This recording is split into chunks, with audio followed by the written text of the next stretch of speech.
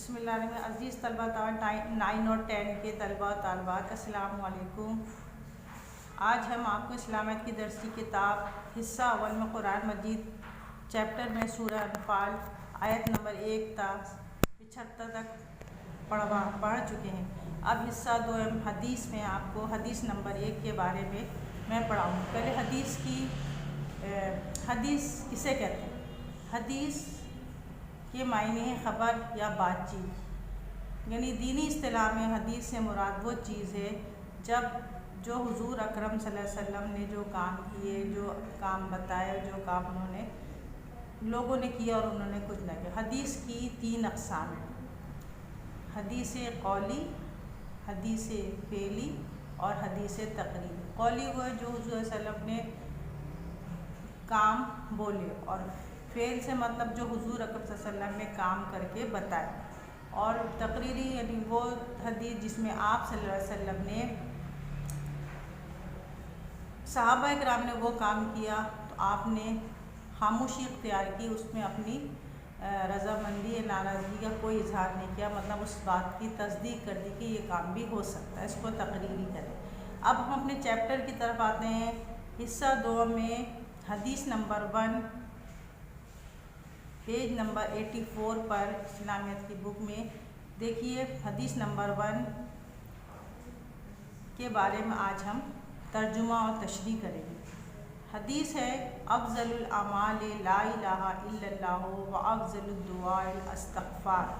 اب اس کا ترجمہ ہے: سب سے زیادہ فضیلت والا عمل لا الہ الا اللہ اور بہترین دعا استغفار ہے۔ تشریح: اب اس میں افضل کے معنی ہیں، پہلے معنی سمجھ لیجئے۔ افضل معنی فضیلت والا، اعمال عمل کی جمع ہے اور کام ہے، اور ذکر کیا ہے؟ لا الہ الا اللہ، اور وہ افضل الدعا یعنی بہترین دعا استغفار اپنے گناہوں کی معافی مانگنا۔ اب اس کی تشریح ہے۔ حضور اس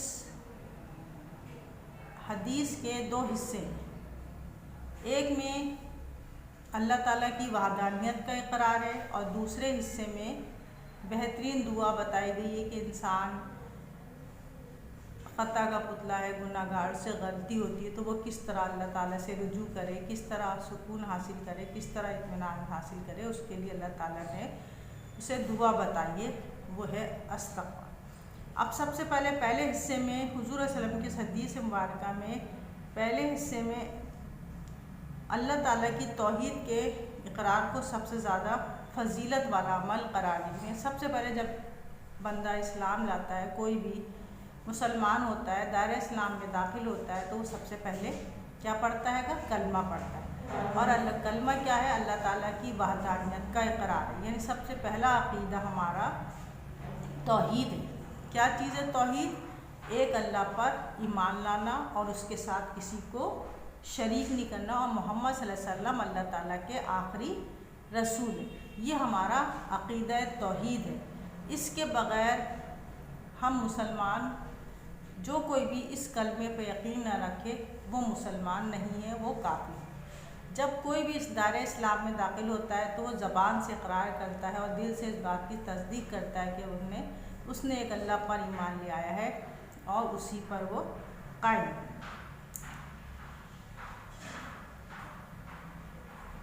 پہلے حصے میں ارشاد افضل الاعمال لا الہ الا اللہ، یعنی اللہ کے سوا کسی دوسرے کو الہ نہ ماننے کا قرار اپنے عمل سے اس عقیدے کا اظہار ہے۔ سب سے فضیلت اور عظمت والا عمل، یعنی سب سے اللہ تعالیٰ کے نزدیک پسندیدہ فضیلت والا عمل یہ ہے کہ انسان کلمہ پڑھے اور اس پہ ہمیشہ قائم رہے۔ لا الہ میں لفظ الہ سے مراد ایسی ذات ہے جس کی عبادت کی جائے، یعنی الہ سے مراد ہے معبود۔ کیا چیز؟ معبود، جس کی ہم عبادت کرتے ہیں، جس کی ہم عبادت کرتے ہیں، معبود ہمارا رب مانے پالنے والا۔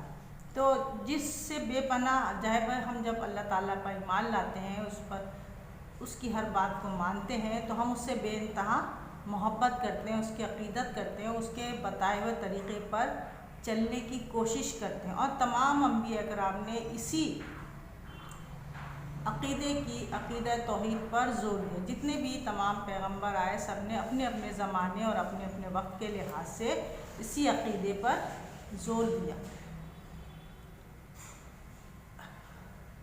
اللہ تعالیٰ کی ذات جس نے ہمیں پیدا کیا، ہمیں عقل سمجھ دی اور نہ صرف وہی بلکہ تمام نعمتیں ادا کی، ہمیں چاہیے ہم اپنے قول اور فعل سے اسی ذات کو الہ مانیں، اس کی عبادت کرو اور اس سے سب سے زیادہ محبت کریں۔ یعنی اس میں بتایا جا رہا ہے کہ عقیدہ وہ ہے اللہ تعالیٰ کی ذات ہے جس نے ہمیں پیدا کیا، عقل دی، سمجھ دی، اور سب سے بڑھ کر اللہ تعالیٰ کی یہ بہت بڑی نعمت ہے کہ اس نے ہمیں ایک مسلمان گھرانے میں پیدا کیا، ہمیں ایک مسلمان گھرانے میں پیدا اور اللہ تعالیٰ کے بتائے ہوئے طریقے کے مطابق اپنی زندگی اور تمام نعمتیں جو اس نے دی ہیں، بہن بھائی، ماں باپ اور صحت مند جسم اور دنیا کی اور بھی نعمتیں اس نے جو دی ہیں، ہم سب اس میں کرتے ہیں اور قول فعل سے ذات الہ کو اور اللہ تعالیٰ کو ایک اپنے زبان سے بھی اقرار کرتے ہیں اور اپنے کام کے ذریعے بھی ظاہر کرتے ہیں کہ اللہ تعالیٰ کی ذاتی عبادت کے لائق ہے اور ہم اسی سے بہت زیادہ محبت کرتے ہیں اور اسی سے عبادت کرتے ہیں۔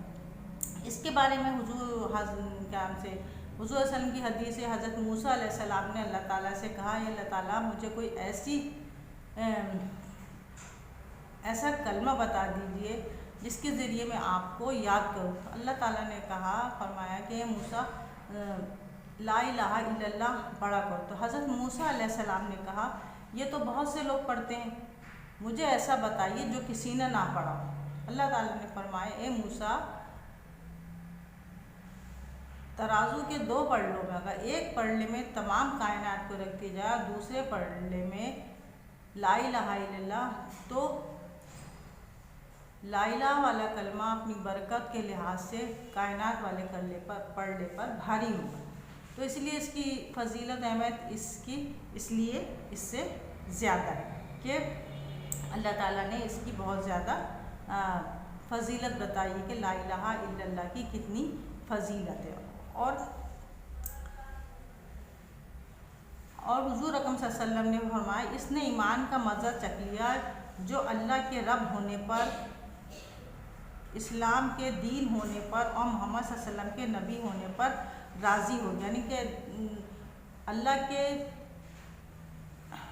رب ہونے پہ، رب مانے پالنا، انسان کس چیز پہ؟ تین چیزیں بتائی گئی ہیں کہ راضی ہو گیا کہ اللہ کے رب ہونے پر، اسلام کے معنی حکم ماننا، اور دین جو ایک مذہب کا نام ہے یعنی کہ اسلام پر اور نبی صلی اللہ علیہ وسلم پر راضی ہو گیا تو اس نے اسلام کا مزہ چکھ لیا، یعنی اسلام کی اس نے اہمیت کو، اس کی افادیت کو سمجھ لیا۔ اور حضرت صلی اللہ علیہ وسلم دوسرا بھی فرمایا کہ جب لا الہ الا اللہ کہو تو اس پر جم جاؤ، یعنی جب تم نے کلمہ پڑھ لیا تو اس سے انکار نہیں کرو، اس سے پھرو نہیں اور اس پر ہمیشہ قائم رہو۔ اب اس کے بعد ہم حدیث کے دوسرے حصے کی طرف آتے ہیں، یعنی فضل الدعاء استغفار، یعنی بہترین دعا اللہ سے اپنے گناہوں اور نافرمانیوں کی معافی مانگنا ہے، نافرمانیوں کی معافی مانگنا ہے۔ انسان دیکھیے ہم دنیا میں رہتے ہیں، دنیا کے حالات واقعات کے لحاظ سے کبھی ہم نیک کام کرتے ہیں، کبھی ہم برے کام کرتے ہیں، بعض جب ہم سے دانستہ یا نادانستہ طور پہ اچھے یا برے کام سرزد ہو جاتے ہیں، کبھی ہم اچھے کام کرتے ہیں اور کبھی ہم برے کام کرتے ہیں۔ اللہ تعالیٰ نے ہماری بھلائی اسی میں رکھی ہے کہ وہ ہمارے گناہوں کو معاف کرنے کے لیے زیادہ سے زیادہ استغفار پڑھو۔ تو ہم انسان دنیا کی رنگینی میں گھوم جاتے ہیں، کبھی ہم جو اللہ تعالیٰ نے احکامات دیے ہیں ہم ان کی نافرمانی کر جاتے ہیں، روح گردانی کر جاتے ہیں، ان سے ہمیں چھوڑ دیتے ہیں اور خلاف اور گناہ کا انتخاب کرتے ہیں۔ یعنی گناہ کیا چیز ہے؟ گناہ وہ ہے اللہ تعالیٰ اور اس کے رسول صلی اللہ علیہ وسلم کے بتائے ہوئے احکامات اور اس کی حدود کی خلاف ورزی۔ حدود کیا ہوتے ہیں؟ وہ جو کہ احکامات اللہ تعالیٰ نے ہمیں دیے ہیں ہم انہیں چھوڑ دیتے ہیں تو یہ گناہ ہے۔ اب اس کے لیے اللہ تعالیٰ نے، ہم نے گناہ کر لیا، اللہ تعالیٰ نے اپنے بندے کو معافی کا بھی رکھا ہے۔ اللہ تعالیٰ کو اپنے وہ بندے پسند ہیں جو اس سے دعا کرتے ہیں، اپنے غلطیوں کی معافی مانگتے ہیں۔ تو اللہ تعالیٰ نے بھی ہمیں معافی مانگنے کا حکم دیا۔ اللہ تعالیٰ کو اپنے وہ بندے پسند ہیں کہ جو اس سے اپنے گناہوں کی بخشش کی دعا کرتے ہیں۔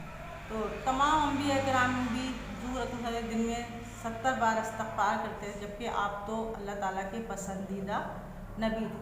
फिर भी आप अल्लाह ताला की रज़ा खुशनुदगी के लिए उसके आगे इस्तग़फ़ार करते थे, अपने आप को झुकाते थे। और हमें दुआ मांगने का हुक्म है और दुआ हमें अल्लाह ताला से हमेशा करते रहना चाहिए। इंसान बाज़ औक़ात दुनिया की ज़ाहिरी रंगियों में खोकर अपने खालिक व मालिक की रज़ा के ख़िलाफ़ किसी गलती या गुनाह का इर्तिकाब कर बैठता है। देखिए, हम अपनी दुनियावी ज़ाहिरी रंगीनियों में दुनिया की जो दिखावा है इसकी ज़िंदगी में हम अल्लाह ताला की वो बातें जो अल्लाह ताला ने हमें मना की हैं, हम वो काम नहीं करते हैं और उसको छोड़ देते हैं और हम गुनाह कर देते हैं। तो फिर अब उसके बाद अल्लाह ताला ने हमें तौबा करके उसके बाद हमें ये चीज़ का एहसास हो जाए कि हमने ये गुनाह किया। गुनाह करने के बाद उसका एहसास हो जाना ये एक बहुत बड़ी बात है कि हमारे दिल में ये एहसास पैदा हो गया कि हमने ये गुनाह किया है, हमसे ये गुनाह सरज़द हो गया है। तो हम अल्लाह ताला के हुज़ूर, हमारी तबीयत में बेचैनी है, हम परेशान हैं, तो हम अल्लाह ताला से रुजू करते हैं, उसके आगे गिड़गिड़ा कर माफ़ी मांगते हैं, दुआएं करते हैं, अल्लाह ताला तू हमें माफ़ फरमा। लिहाजा माफ़ फरमा, हमारी गलतियों को माफ़ फरमा। जब इंसान गिड़गिड़ा के अल्लाह ताला के आगे हुज़ूर दुआ करता है और अपनी गलतियों को, अपने गुनाहों को से तौबा इस्तग़फ़ार करता है, तो अल्लाह ताला उसकी गुनाहों में, तो अल्लाह ताला को अपने बंदे की ये आदत बहुत पसंद है कि वो जब गुनाह करने के बाद उसके पास भलाई के लिए पलटता, तो अल्लाह ताला को अपने ये बंदे की आदत बहुत पसंद है। अल्लाह ताला अपने बंदे की इस बात को रखे और अल्लाह ताला बख्शने वाला, रहम करने वाला है।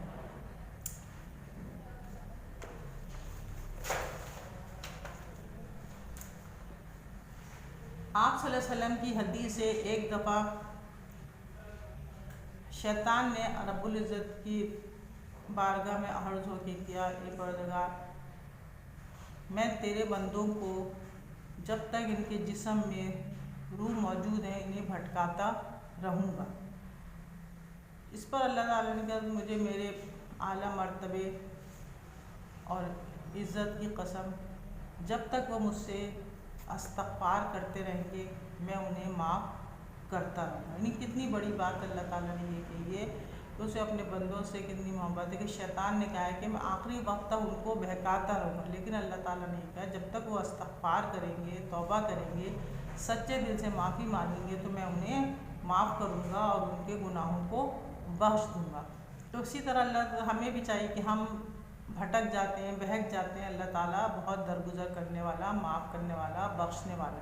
हमें भी हमेशा अल्लाह ताला के हुज़ूर अपने गुनाहों की माफ़ी मांगनी चाहिए, अपने आप को अल्लाह ताला के सामने पेश करना चाहिए कि अल्लाह ताला तू हमारे गुनाहों को बख्श दे और दूसरे लोगों के गुनाह से अल्लाह ताला ने हमें ये बहुत अच्छी दुआ बताई है। अब इसी तरीके से ये है कि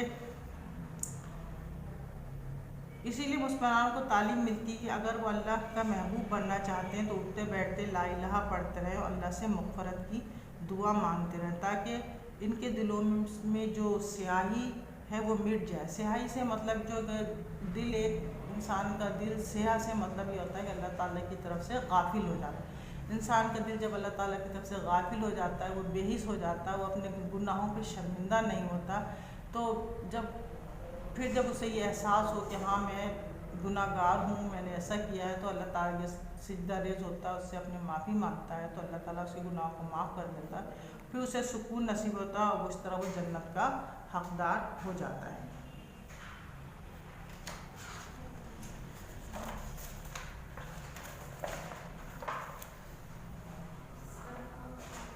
आप सल्लल्लाहु अलैहि वसल्लम ने फरमाया है, गुनाह से तौबा करने वाला शख्स गुनाहों से ऐसा पाक साफ़ हो जाता है जैसे उसने गुनाह किया ही ना हो। यानी कि गुनाह करने के बाद, उनसे माफ़ी मांगने के बाद अल्लाह ताला कहता है कि गुनाहों से इंसान इस तरीके से अपने आप को बचा लेता है और अपने आप को इस तरह बच जाता है। अल्लाह ताला माफ़ करने वाला, दर्द बुरा करना। इसलिए हमेशा हमें अल्लाह ताला से अपनी बख्शिश की और अपने गुनाहों की दुआएँ मांगते रहना चाहिए। अच्छा, आज का आपका ये हदीस की तशरीह ख़त्म हुई।